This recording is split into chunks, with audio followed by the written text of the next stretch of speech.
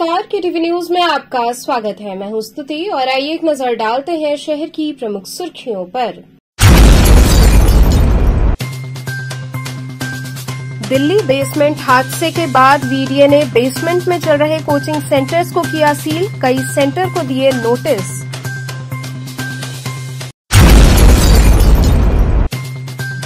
गोंड समाज की महिला के साथ दुष्कर्म और हत्या का आरोप लगाते हुए समाज के लोगों ने प्रदर्शन कर कार्रवाई की मांग की।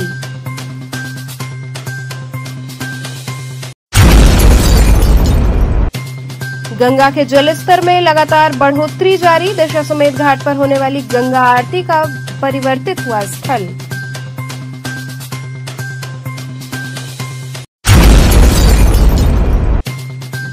और आत्मनिर्भर भारत योजना के तहत वाराणसी में शुरू हुई बीएसएनएल की 4G सेवा।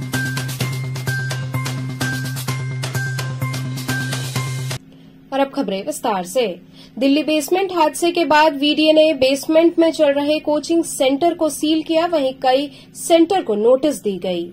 नोएडा कोचिंग बेसमेंट में हादसे के बाद वाराणसी वीडीए की टीम जाग चुकी है। बेसमेंट में चल रहे कोचिंग सेंटर पर सील की कार्रवाई की गई।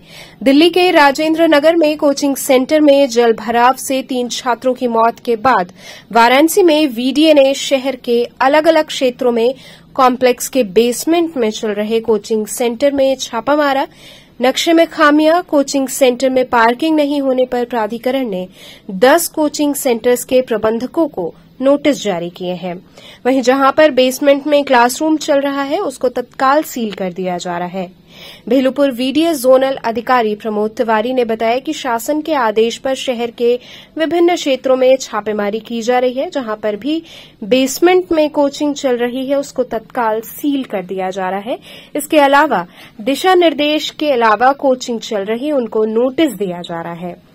भेलूपुर जोन में वीडीए के अधिकारियों ने 10 से अधिक कोचिंग संस्थानों में छापेमारी की, जिसमें कई संस्थानों को सील किया गया। वीडीए की ये कार्रवाई शाम तक चली।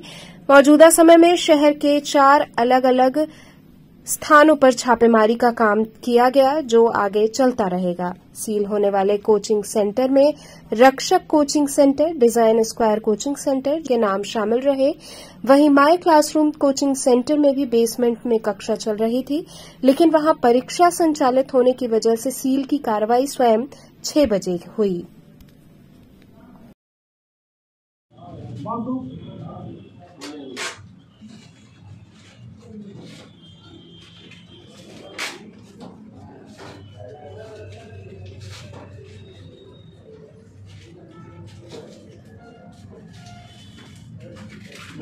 भैया, ये छोड़ दो। बटी ले बाहर।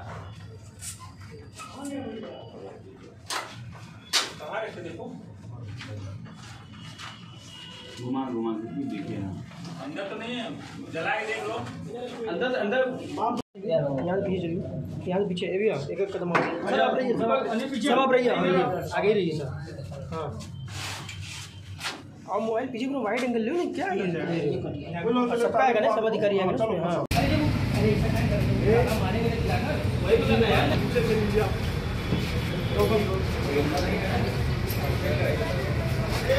एक बात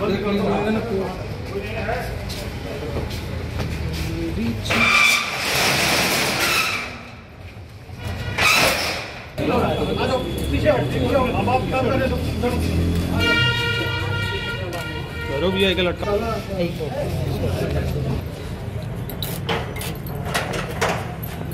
उसको बांधो भी अभी।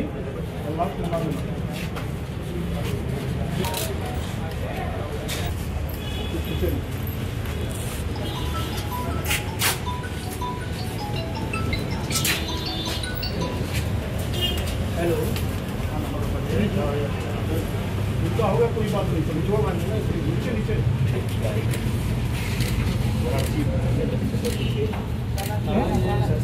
किंतु निजी थी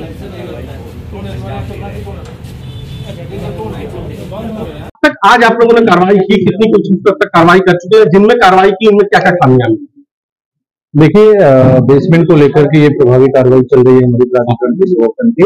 और सारे जोन्स में ये कार्रवाई चल रही है। अभी इस जोन में ये दूसरा प्लेस है जहां पर हम लोग आए हैं। अभी हमारे जोनल और जेई एक कोचिंग के बेसमेंट दो बेसमेंट को सील कर चुके हैं और ये जेआरएस कोचिंग इंस्टीट्यूट है, इसके बेसमेंट में भी लाइब्रेरी चल रही है। तो अभी उसका निरीक्षण किया गया है, इनके मैनेजर और इनके मालिक आ रहे हैं, इनसे डॉक्यूमेंट देख करके अगर इसका प्रॉपर वो नहीं होगा तो इसकी भी सीलिंग की कार्रवाई कराएंगे। जिस जेआरएस कोचिंग को आप खड़े हैं वहां पर भी अंदर देखें कुछ रूम बना के रूम भी किराए पर दिए गए हैं जिसमें बच्चे रह रहे हैं। लीगली तो पार्किंग का इलाका है। जी बिल्कुल, देख रहे हैं। और अगर ये स्टोर के रूप में, क्योंकि कुछ कमरे इसमें स्टोर के रूप में यूज हो रहे हैं, अगर स्टोर नहीं केवल इसका पार्किंग के रूप में ये सैंक्शन है तो इसको भी अभी सील कराएंगे। जी, ये कार्रवाई अब तक जारी रहेगी? अभी और भी किन किन इलाकों में हम लोग लगातार निरीक्षण करेंगे? नहीं, ये लगातार पूरे नगर क्षेत्र में हम लोग कार्रवाई करा रहे हैं। हमारे सभी जोनल्स और जेईस की टीम लगी हुई है और ये रेगुलर अभियान चलेगा। जी, अपना नाम और नाम? मैं बीपी मिश्रा हूँ, सचिव वाराणसी विकास प्राधिकरण।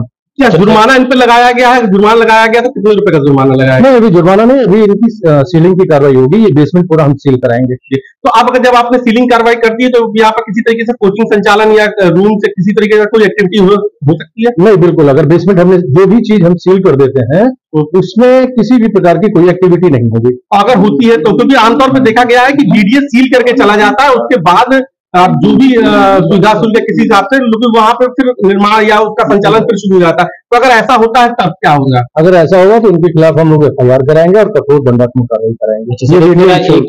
एक मेरा सवाल है कि आखिर घटनाओं के बाद ही संस्था क्यों जागती है, या घटना होने का इंतजार, या फिर अनदेखी की जाती है इस तरह की चीजों को? नहीं, पहले भी समय समय पर इसके पहले भी बेसमेंट के खिलाफ अभियान चलाए गए हैं, बहुत सारी नोटिस और सीलिंग की कार्रवाई की है। और ये जो अभी दिल्ली में एक घटना हुई है कोचिंग संस्थान में, तो उस घटना के दृष्टिगत ही उत्तर प्रदेश शासन ने जीरो जारी किया है और उसी के क्रम में पूरे नगर क्षेत्र में हम लोग ये सारे जोनल से जेई के माध्यम से ये सघन अभियान कोचिंग क्लासेस चल रही हैं तमाम बिल्डिंगों में, निर्देश है कि उनकी जांच की जाए और जो कोचिंग क्लास बेसमेंट में चल रहे हैं, एक भी कमरे में चल रहा हो, उसे तत्काल बंद कराया जाए, उसे सील किया जाए। और इसके अतिरिक्त बिल्डिंग के और तौर पर जो भी कोचिंग चल रही है जिस बिल्डिंग में, उस बिल्डिंग की वैधता की जांच की जाए कि उसका मानचित्र स्वीकृत है कि नहीं, प्रॉपर वे में वो पर्याप्त रूप से चला रहे हैं कि नहीं, उसी की जाँच चल रही है। क्या कोई लिस्ट लेकर के निकली है टीम या नहीं, अभी तो हम ऐसे ही औचक खास करके मुख्य मार्गों पर जहाँ भी कोचिंग चलते हुए बोर्ड लगे हुए पाए जा रहे हैं उस पर अचानक छात्रों की जो कोचिंग क्लासेस चलती है वो बहुत सारे कोचिंग है यहाँ पे और कई मानक होते हैं आपदा और इस तरह की परिस्थितियों में बच्चों के निकलने की। क्या सभी बिल्डिंग के करेंगे या केवल बेसमेंट के करेंगे? नहीं, हम पूरे बताया तो आपको, जिस बिल्डिंग में कोचिंग चल रही है प्रथम दृष्टया हम उस बिल्डिंग की जाँच कर रहे हैं जिसमें कोचिंग चलाई जा रही है। सर, अब तक कितनी कोचिंग पे कार्रवाई कर चुके हैं? जी, अब तक कितने कोचिंग पे कार्रवाई किया गया है? नहीं, कार्रवाई नहीं, अभी हमने चेक किया है 2 कोचिंग महमूदगंज में, फिट जी और कैट जी कोचिंग जिस बिल्डिंग में चल रही है उनको हमने अभी चेक किया है, आज ही शुरू किया है। तीसरे स्थान पे यहाँ पे आए हुए हैं, यहाँ बेसमेंट में कोचिंग का संचालन पाया जा रहा है जिसे बंद कराना। गोंड समाज की महिला के साथ दुष्कर्म और हत्या का आरोप लगाते हुए समाज के लोगों ने जिला मुख्यालय पहुंचकर प्रदर्शन करते हुए कार्रवाई किए जाने की मांग की। अखिल भारतवर्षीय गोंड महासभा के बैनर तले बड़ी संख्या में जुटे समाज के लोगों ने कचहरी जिला मुख्यालय पहुंचकर प्रदर्शन करते हुए ज्ञापन दिया। इस संदर्भ में महासभा के राष्ट्रीय अध्यक्ष व्यास गोंड ने कहा कि प्रधानमंत्री के संसदीय क्षेत्र जनपद वाराणसी में बेटी बचाओ बेटी पढ़ाओ का नारा बहुत ही गलत साबित हुआ। विगत 15 जुलाई को रेनू गोंड, जो कि गरीब आदिवासी समाज की थी, गरीबी के कारण चौका बर्तन करके अपना तथा अपने परिवार और बच्चों का पालन पोषण करती थी। विगत 15 जुलाई को दोपहर 3:30 से लेकर 4 बजे के बीच में काम करने गई थी। कुछ देर बाद अनजान मोबाइल से रेनू गोंड के पति के मोबाइल पर फोन आया जिसमें कहा गया कि जल्दी आ जाओ। वहां पर जब रेनू गोंड के पति पहुंचे तो पता चला कि रेनू गोंड की मृत्यु हो गई है। रेनू गोंड के पति ने उस पर दुष्कर्म के बाद हत्या की जाने की आशंका जताई। पति को मकान मालिक व उसके परिवार वाले डराते धमकाते हुए जाति सूचक गालियां देते हुए आरोप लगाया कि तुम्हारी पत्नी चोरी करके भाग रही थी। मौके पर पहुंची पुलिस प्रशासन द्वारा शव को देखने भी नहीं दिया गया और न ही घर ले जाने दिया गया और शव को पोस्टमार्टम हाउस भेज दिया गया। पुलिस प्रशासन की घोर लापरवाही है कि अभी तक हत्यारों का पता नहीं लगा सकी। इसके विरोध में गोंड समाज के अन्य जनपदों से आए हुए लोगों के साथ कचहरी मुख्यालय पर धरना प्रदर्शन किया गया है और कहा गया कि आगे जरूरत पड़ी तो प्रदेश व्यापी धरने की शुरुआत होगी। इस कार्यक्रम में प्रदेश अध्यक्ष गोंड समाज श्रीनाथ गोंड, जिला अध्यक्ष लुलार गोंड, सनी सोनकर, समाजवादी पार्टी महिला प्रदेश अध्यक्ष रीबू श्रीवास्तव और डॉक्टर विनोद भास्कर एवं गोंड समाज के अन्य लोग शामिल रहे। आप मोदी जी के संसदीय क्षेत्र में चौका घाट ढिलवरिया में एक महिला की हत्या हो जाती है छत से गिरने के बाद। गोंड जाति की है, रेणु गोंड उसका नाम है। पूरा शासन एकदम शांत था, मौन था। उसकी हत्या की कोई चर्चा भी नहीं हो रही थी। उसके पति को धीरे से जब गिर के उसकी हत्या होती है, जब गिरा दिया जाता है उसको, उसका रेप किया जाता है, उसकी हत्या कर दी जाती है और उसके पति को एक फोन आता है कि आइए आपकी पत्नी मरी हुई पड़ी है। जब उसके घर परिवार, उसकी 2 छोटी बच्चियां 10 साल की और 12 साल की 2 बच्चियां हैं उसकी, वो 2 बच्चियां जब रोते रोते वहां पहुंचती है तो तुरंत चौकी इंचार्ज ले जाते हैं उसको, बॉडी को, और फिर पोस्टमार्टम हाउस चला जाता है। उन लोगों को कोई पता नहीं चल पाता है कि इसकी हत्या कैसे हुई है, कैसे ये मरी है, कैसे इसकी मौत हुई है। हमारे राष्ट्रीय अध्यक्ष व्यास गौड़ जी जब इस मामले को उठाते हैं, जब इन तक पता चलता है इनके समाज के लोगों से, तब ये जब इस मामले को उठाते हैं तब पुलिस और प्रशासन हरकत में आती है और उसकी जो अपराधी हैं उनके खिलाफ मुकदमा दर्ज होता है। लेकिन हम ये जानना चाहते हैं कि प्रधानमंत्री जी के संसदीय क्षेत्र में लगातार ये जो महिलाओं के ऊपर रेप और अत्याचार की घटनाएं हो रही हैं, ये कब रुकेंगी? कब ये स्मार्ट सिटी बनेगा? कब ये कोर्टो बनेगा? और कब महिला सुरक्षा का दावा करने वाली, बेटी बचाओ बेटी पढ़ाओ का नारा देने वाली सरकार कब महिलाओं को न्याय दिला पाएगी? आज जब IT के छात्रा के साथ रेप होता है तो उसके अपराधी आरोपी मोदी जी के साथ और तमाम भाजपा के बड़े नेताओं के साथ मध्य प्रदेश में चुनाव का प्रचार करते होते हैं। कभी मरवाड़ी ट्रेन में एक लाश पड़ी होती है जिस दिन मोदी जी को बनारस में आना होता है। ऐसी तमाम घटनाएं जगह जगह घट रही हैं, जहां की अगर ये कंटिन्यूटी में हो रही है, घटनाएं होना, लगातार होना, ये कैसे जीरो टॉलरेंस की बात करते हैं हमारे योगी जी। तो हम इस बात को कहना चाहते हैं, राष्ट्रीय अध्यक्ष यहाँ आए हैं और तमाम उनके संगठन के गोंड बिरादरी के लोग पूरे प्रदेश से आए हुए हैं और महिला सभा पूरी तरह से साथ में है, क्योंकि आज इस महिला के साथ जो घटना हुई है वो आगे किसी के साथ ना हो। वो अनुसूचित जनजाति की महिला थी। इन महिलाओं को आगे ले जाने के लिए सरकार की विशेष अवसर का सिद्धांत होना चाहिए, विशेष अवसर मिलना चाहिए। इन लोगों को खाना बनाने, झाड़ू पोछा करने वाली महिला, वो जाती है 7 साल से काम कर रही है उस जगह पे, उसको मार करके फेंक दिया जाता है। अब जाकर के उसके ऊपर रेप और हत्या की धारा लगाई गई है। अब मांग ये की गई है राष्ट्रीय अध्यक्ष जी की तरफ से कि उनको उसको जल्द गिरफ्तारी हो आरोपियों की और उनको जितना मुआवजा है, जो मुआवजा भी बनता है SC/ST के महिलाओं के लिए, तो वो मुआवजा भी तत्काल दिया जाए। अभी कुछ और घटनाएं आगे कम हो ना हो। जी, आश्वासन यही मिला है कि जल्द से जल्द, अभी हम लोग ACP साहब से मिलने जाएंगे, वहां पूरी बात होगी। किस तरह का धरना प्रदर्शन है? आज रेणु गोंड की हत्या कर दिया गया 15 तारीख को। आज तो FIR नहीं हुआ, पता लगा अभी FIR हुआ है और उसको मुआवजा के बात है, गिरफ्तारी की बात है, नामजद मुकदमा की बात है, कहीं छिपा दिया गया। इतना तो महिला के साथ रेप करके और उसको हत्या कर दी गई। इतना बड़ा घटना प्रधानमंत्री के क्षेत्र में हो, ये कितना शर्मनाक बात है।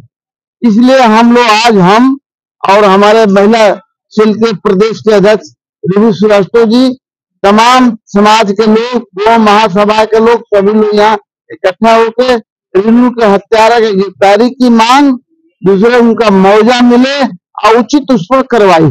प्रशासन से आपकी क्या बात हुई है? प्रशासन ये बात हो कहे तो हम लोग लगे हैं, उचित कार्रवाई करेंगे। हम आपके कहीं ढिलाई हम लोग नहीं करेंगे। अभी तक तो हुआ तो बमकारा पड़ा। मामले में पुलिस अभी तक कार्रवाई क्या कर चुकी है? FIR करिए बताए। अभी जो बात संतुष्ट है? अभी वो हम संतुष्ट नहीं है जब तक पूरी कार्रवाई ना हो। अगर आपकी मांग नहीं मानी जाती या संतुष्ट नहीं है तो आगे क्या? पूरे आदिवासी समाज बनारस में आंदोलन करेगा। गंगा के जलस्तर में बढ़ोतरी जारी है, जिसके चलते दशाश्वमेध घाट पर होने वाली गंगा आरती का स्थान परिवर्तित कर दिया गया है। वाराणसी में मां गंगा का जलस्तर लगातार बढ़ रहा है। ऐसे में गंगा सेवा निधि द्वारा की जाने वाली विश्व प्रसिद्ध दैनिक संध्या आरती का स्थान सोमवार से बदल दिया गया। 6 सेंटीमीटर प्रति घंटे की रफ्तार से मां गंगा का जलस्तर बढ़ रहा है। गंगा सेवा निधि के अध्यक्ष सुशांत मिश्रा ने बताया कि अपने निर्धारित स्थान से 10 फीट पीछे मां गंगा की आरती की गई और जैसे जैसे मां गंगा का जलस्तर दशाश्वमेध घाट के ऊपर आएगा वैसे वैसे मां भगवती की आरती का स्थान परिवर्तित होता रहेगा। विनायकं गुरुं भानुं ब्रह्मा विष्णु महेश्वरान् सरस्वतीं प्रणम्यादौ सर्वकार्यै सिद्धिबुद्धि शक्ति सहिताय स्वस्ति श्रीमन्महागणाधिपतये नमः।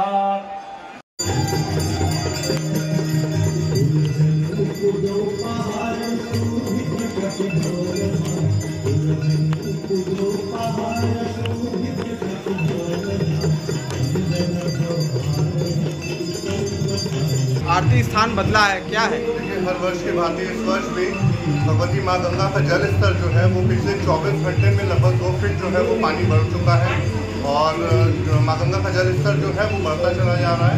जिसको देखते हुए दशाश्वमेध घाट पर गंगा सेवा निधि द्वारा जो भगवती मां गंगा की महाआरती होती है उसका जो निर्धारित स्थान है वो परिवर्तित हुआ है। एक प्लेटफॉर्म पीछे जो है वो आरती का जो है वो पीछे आ गया है, जो जगह है स्थान, और जिस तरीके से मां गंगा का जल स्तर बढ़ता रहेगा उसी तरीके से जो स्थान है वो परिवर्तित होते चले जाएंगे। कितनी समस्याओं का सामना करना पड़ा? समस्याओं का ये रहता है, एक अभी तो पानी बढ़ना शुरू हुआ है, अब पानी ज़्यादा हो जाता है तो जो अभी कुछ घाटों का संपर्क जो है वो आपस में टूट चुका है और पानी ज़्यादा हो जाता है तो सभी घाट जो है वो जलमग्न हो जाते हैं। तो ये 2-3 महीना है जिस तरीके से नाव से या गंगा जी के किनारे घाटों का आनंद जो है वो नहीं लिया जा सकता है बाढ़ के कारण। आत्मनिर्भर भारत योजना के तहत वाराणसी में बीएसएनएल की 4G सेवा शुरू हुई। भारत सरकार की महत्वाकांक्षी योजना आत्मनिर्भर भारत के तहत पूर्ण स्वदेशी तकनीक से भारत में ही निर्मित 4G मोबाइल सेवा वाराणसी में शुरू हो गई है। दूरसंचार उत्तर प्रदेश पूर्वी परिमंडल के मुख्य महाप्रबंधक महेश चंद्र सिंह ने पत्रकार वार्ता के दौरान बताया कि वाराणसी ओए में 75 BTS 4G के चालू हो चुके हैं जो अच्छे तरीके से काम कर रहे हैं तथा अच्छी स्पीड मिल रही है। बीएसएनएल के सेवा की आम जनता के बीच इतनी ज्यादा मांग है कि जुलाई माह में ही अब तक 55,000 बीएसएनएल मोबाइल सिम जनता द्वारा लिया जा चुका है। जल्द ही पूरे वाराणसी शहर में 200 BTS लगाकर पूरे शहर में 4G सेवा उपलब्ध करा दी जाएगी। भदोही, चंदौली, मिर्जापुर, सोनभद्र और गाजीपुर जिलों में भी 4G सेवाओं की शुरुआत कर दी गई है। ग्रामीण क्षेत्र के लिए मोबाइल बंडलिंग स्कीम जल्द आने की संभावना है। भारत सरकार हर व्यक्ति तक मोबाइल सेवा उपलब्ध कराने को दृढ़ संकल्पित है और इसी क्रम में बीएसएनएल भी चंदौली, मिर्जापुर और सोनभद्र जिले के सुदूर ग्रामीण क्षेत्रों के मोबाइल सेवा से वंचित गांव में भी बीएसएनएल द्वारा मोबाइल टावर लगाए जा रहे हैं। 4G सेवा के लिए सभी उपभोक्ताओं के पास 2G या 3G सिम है को 4G सिम में अपग्रेड करने की आवश्यकता है।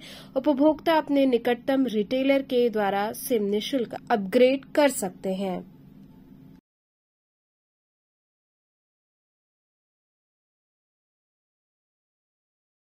हमारे पूरे सर्किल में हमने 3800 टावर हमारे लगने, अक्टूबर तक हमने 3800 लगाने, 1250 लग चुके।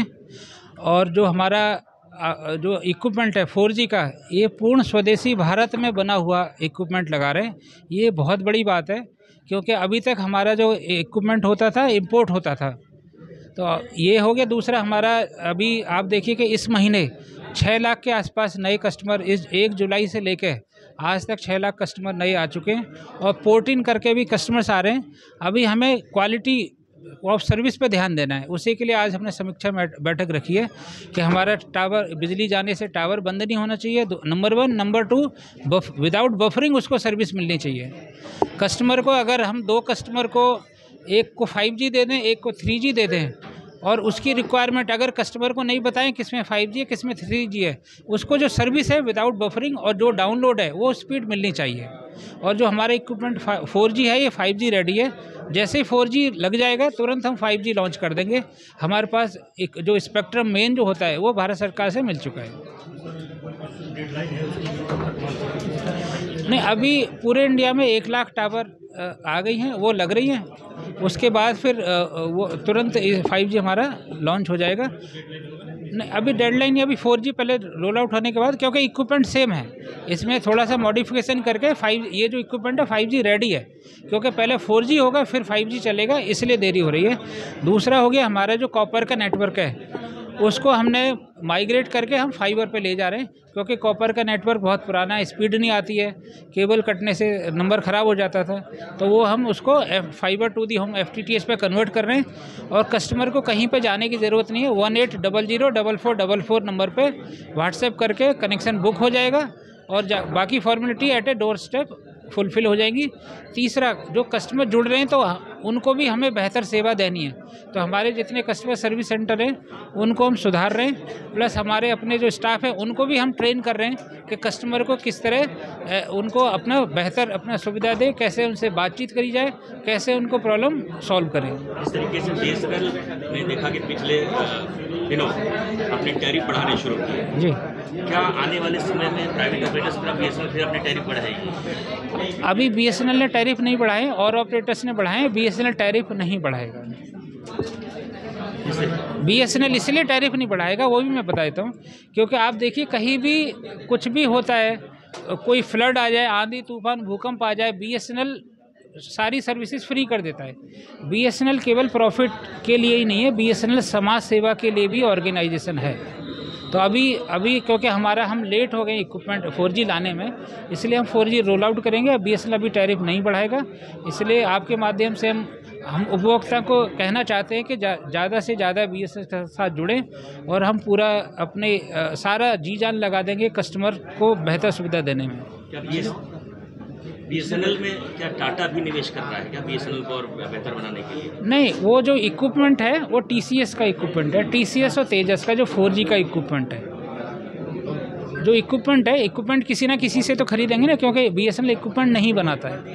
BSNL तो एक ऑपरेटर है, पहले बाहर से इक्विपमेंट आता था मोबाइल का, अब इन्होंने TCS और तेजस ने भारत में इक्विपमेंट बनाया है।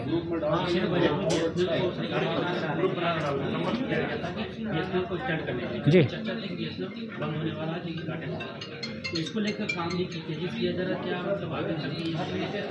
हाँ, मैं आपको बता देता हूँ कि ये कैबिनेट का डिसीजन है। टेलीकॉम क्षेत्र को स्ट्रेटजिक सेक्टर डिक्लेयर किया हुआ है। टेलीकॉम सेक्टर को गवर्नमेंट ऑफ इंडिया ने स्ट्रेटजिक सेक्टर डिक्लेयर किया हुआ है, इसलिए BSNL कभी बंद नहीं होगा। BSNL हमेशा चलेगा, और गवर्नमेंट की पॉलिसी है कि इस सेक्टर में एक गवर्नमेंट कंपनी होनी बहुत ज़रूरी है, क्योंकि जब हम स्ट्रेटजिक सेक्टर डिक्लेयर कर देते हैं ड्यू टू सिक्योरिटी रीजन और अदर रीजन, तो BSNL हमेशा रहेगा ही रहेगा। 140 करोड़ हैं, तो हमें भी उनकी भी चिंता है, क्योंकि आपको पता है कि BSNL की वजह से इनकमिंग फ्री हुई, BSNL की वजह से रोमिंग फ्री हुई, BSNL की वजह से जो डेटा आपको आटा से सस्ता मिल रहा है BSNL की वजह से मिल रहा है, इसलिए BSNL का रहना इस क्षेत्र में बहुत ज़रूरी है।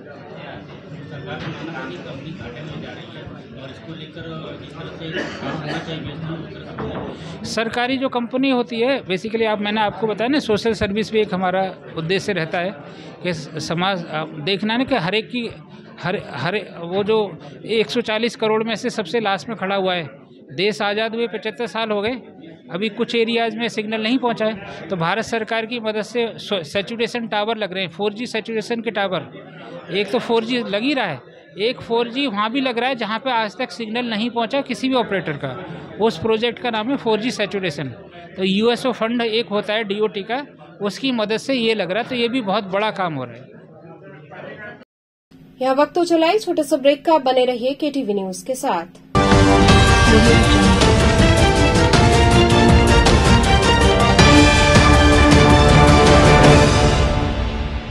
खबरों से जुड़े रहने के लिए हमारे चैनल KTV वाराणसी को सब्सक्राइब करें और लेटेस्ट अपडेट्स के लिए बेल आइकन को प्रेस करें।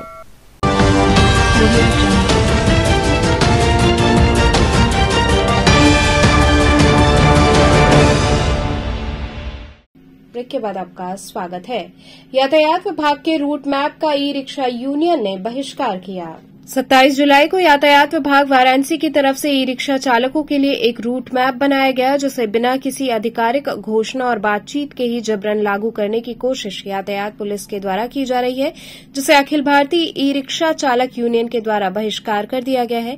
यूनियन के अध्यक्ष प्रवीण काशी ने बताया कि यातायात विभाग के द्वारा बनाया गया ये रूट की व्यवस्था नहीं बल्कि लूट की व्यवस्था है। ये भ्रष्टाचार और बेरोजगारी बढ़ा देगा। ई रिक्शा चालकों की आय ठप पड़ जाएगी और चालक अपनी बैंक लोन की किश्त नहीं दे पाएंगे। इससे बेरोजगारी और गरीबी बढ़ेगी।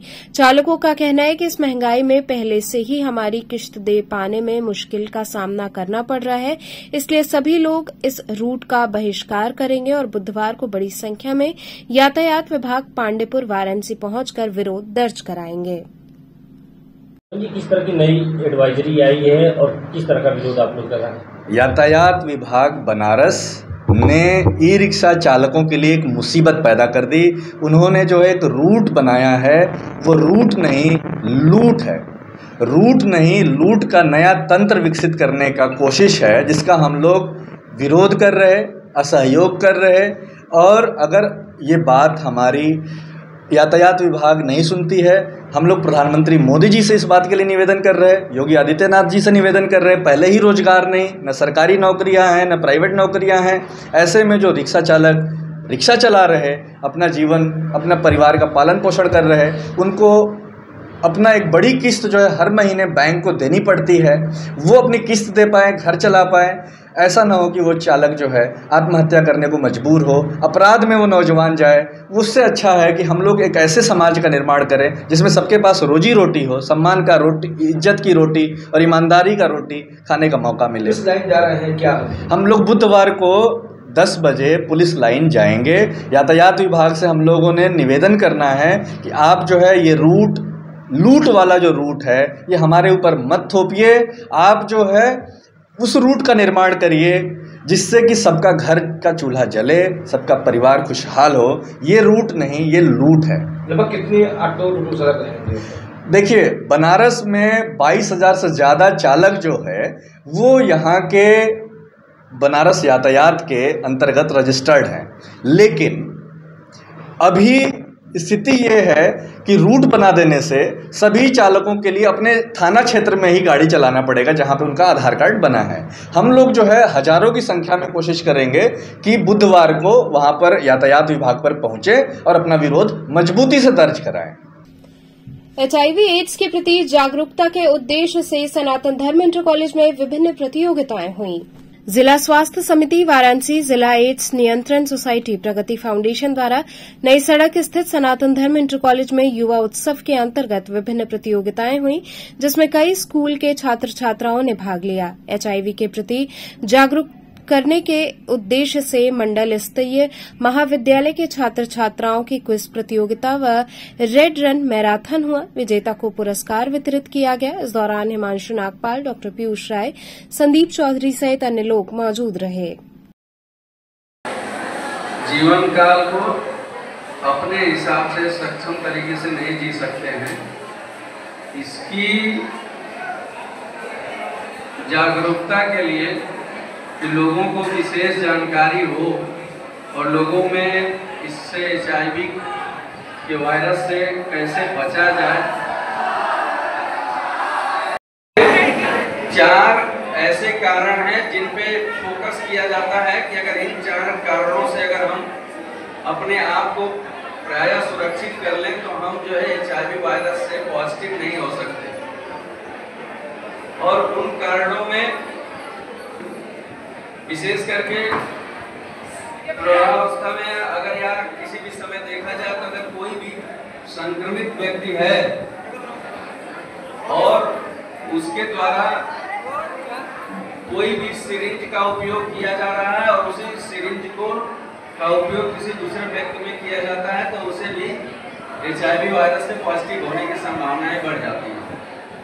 अगर दूसरी बात करें तो असुरक्षित यौन संबंध, अगर कोई संक्रमित व्यक्ति है तो उसके साथ अगर कोई भी स्वस्थ व्यक्ति असुरक्षित। BHU भारत कला भवन में चित्रकला प्रदर्शनी लगाई गई।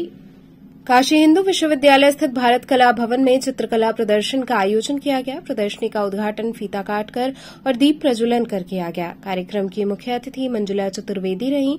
कार्यक्रम की विशिष्ट अतिथि जसविंदर कौर रहीं। कार्यक्रम के दौरान एक संगोष्ठी का आयोजन किया गया। संगोष्ठी में पहुंचे अतिथियों का स्वागत अंगवस्त्र, पुष्पगुच्छ और स्मृति चिन्ह प्रदान कर किया गया। वहीं डॉ जाहिदा ने अपने कैनवास से बोल्ड स्ट्रोक और ज्यामितीय आकारों के साथ बहुत ही दिलचस्प रचनाएं बनाई। उन्होंने लगभग हर टोन के रंगों का उपयोग किया और रेखाओं को विभाजित किया, जो उनके काम को एक नया आयाम दे रही है। जाहिदा ने पेंटिंग में मास्टर और पीएचडी की है, इसलिए उनकी हर लाइन और स्ट्रोक दर्शकों के दिमाग पर गहरा तकनीकी प्रभाव डालती है। साधारण रूप और एक दूसरे के साथ ओवरलैप होने वाली कई छवियां उनके काम में गहराई को दिखाती है। उन्होंने सभी माध्यमों और विभिन्न आधारों पर काम किया है, लेकिन ये प्रदर्शनी पूरी तरह से अलग है। लोग उन्हें यथार्थवादी चित्रकार और क्यूरेटर के रूप में जानते हैं, लेकिन इस बार उन्होंने अपने आधुनिक अमूर्त रूपों के माध्यम से एक और दुनिया बनाई है। ये चित्रकला प्रदर्शनी जो लगाया गया है, ये क्या है? ये चित्रकला प्रदर्शनी, इसका शीर्षक एथीरियल अर्थ है। तो इन्होंने अपने मन के भावों को यहाँ प्रदर्शित किया है, लेकिन मन के भाव कितने हल्के होने चाहिए, हल्के से मतलब कितने उदात्त होने चाहिए, और उदात्त होने के साथ साथ कितने सोफियाने रंगों में या चमकीले होने चाहिए, उस बात को यह प्रदर्शनी व्यक्त करती है।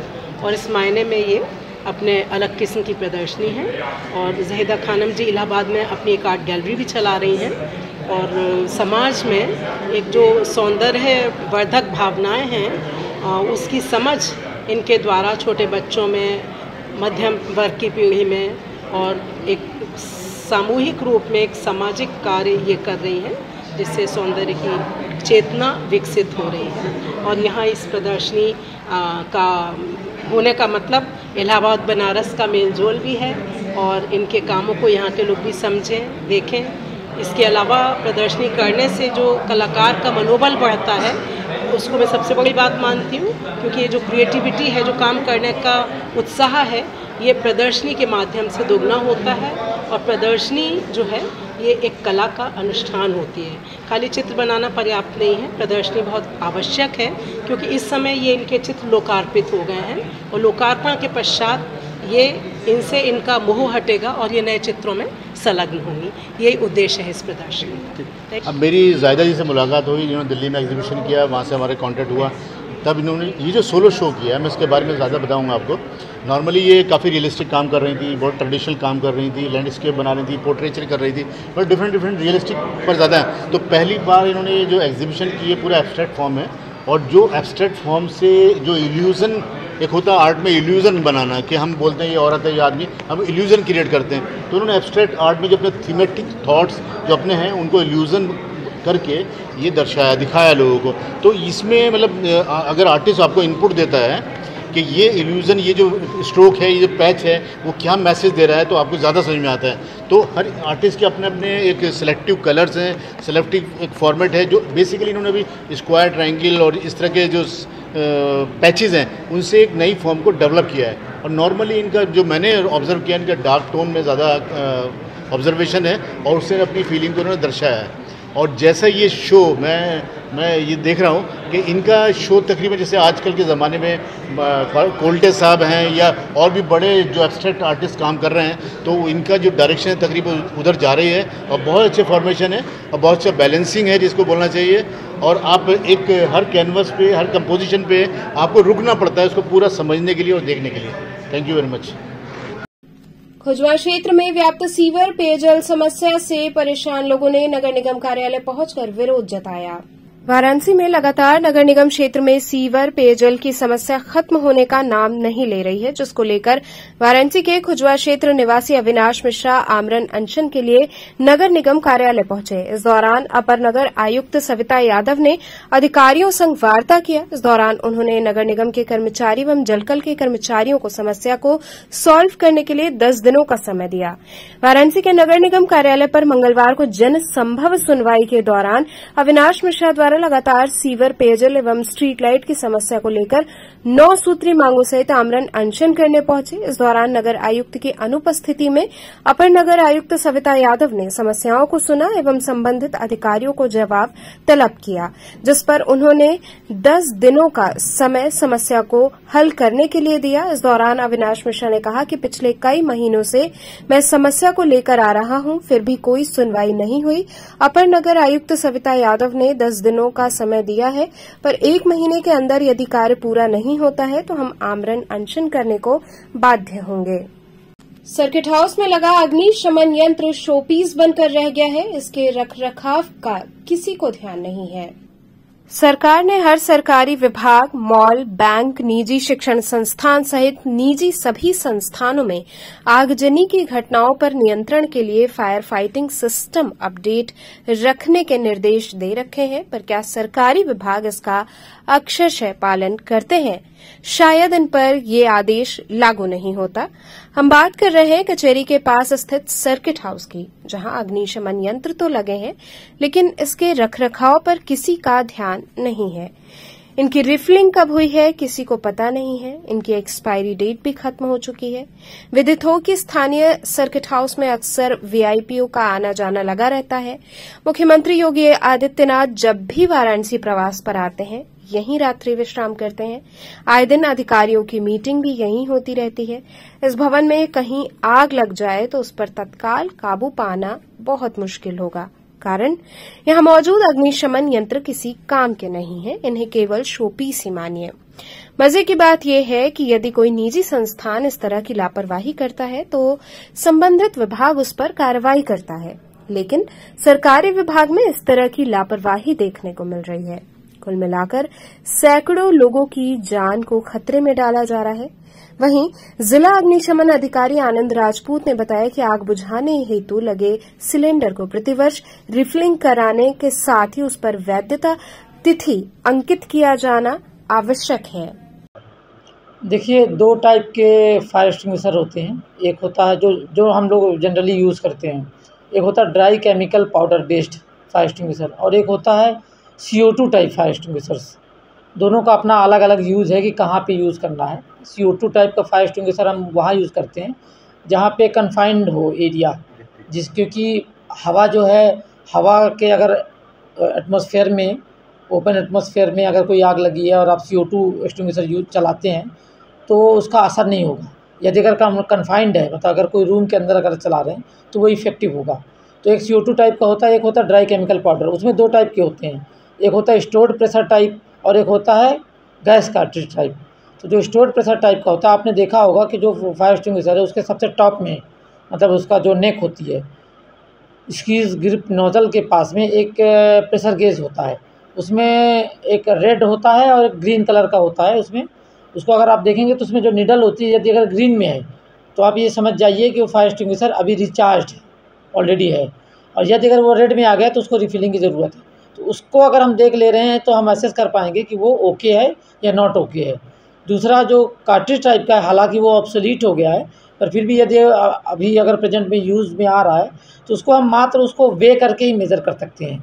सपोज़ किसी फायर एक्सटिंग्विशर का टोटल वेट अगर 10 kg है और आप 6 महीने बाद या 1 साल बाद या 1.5 साल बाद अगर उसको चेक करना चाहते हैं तो दोबारा जब आप उसको वे करेंगे, और यदि वो 10 kg से कम हो गया तो इससे ये पता चलेगा कि उसका वेट रिड्यूस हुआ है। इसका मतलब उसके अंदर 2 चीज़ें हैं, एक तो गैस होती है, जो गैस कार्ट्रिज मैंने बताया CO2 या नाइट्रोजन की, और अंदर जो है पाउडर होता है। तो पाउडर का वेट तो घटा नहीं है, लेकिन घटता क्या है, उसका गैस का वेट। तो अगर वो रिड्यूस हुआ है, इसका मतलब रिफिलिंग की ज़रूरत है। सर, इसको अगर चलाने के लिए देखिए, हम लोग जो भी संस्थान है, फायर सर्विस मुख्यालय और शासन से भी समय समय पर निर्देश प्राप्त होते रहते हैं। तो जो भी रिक्वेस्ट करता है, या हम लोग खुद होटल, हॉस्पिटल, स्कूल सेक्टर हो, इंडस्ट्री सेक्टर हो, तो हमारी टीम जो है, जो भी फायर स्टेशन है वहाँ से हमारी टीम रेगुलर जाती है और ऑडिट्स करती है, और ऑडिट्स के साथ साथ में उनको प्रशिक्षण भी देती है। चलते चलते पुनः एक नजर डालते हैं शहर की प्रमुख सुर्खियों पर। दिल्ली बेसमेंट हादसे के बाद वीडीए ने बेसमेंट में चल रहे कोचिंग सेंटर्स को किया सील, कई सेंटर को दिए नोटिस।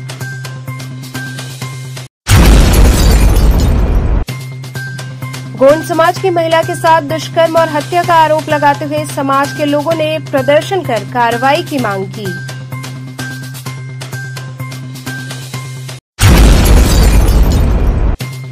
गंगा के जलस्तर में लगातार बढ़ोतरी जारी, दशाश्वमेध घाट पर होने वाली गंगा आरती का परिवर्तित हुआ स्थल।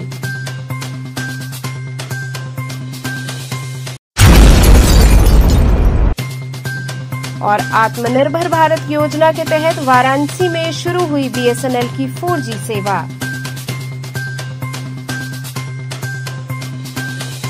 तो ये थे आज के समाचार, कल फिर होगी मुलाकात, तब तक के लिए नमस्कार।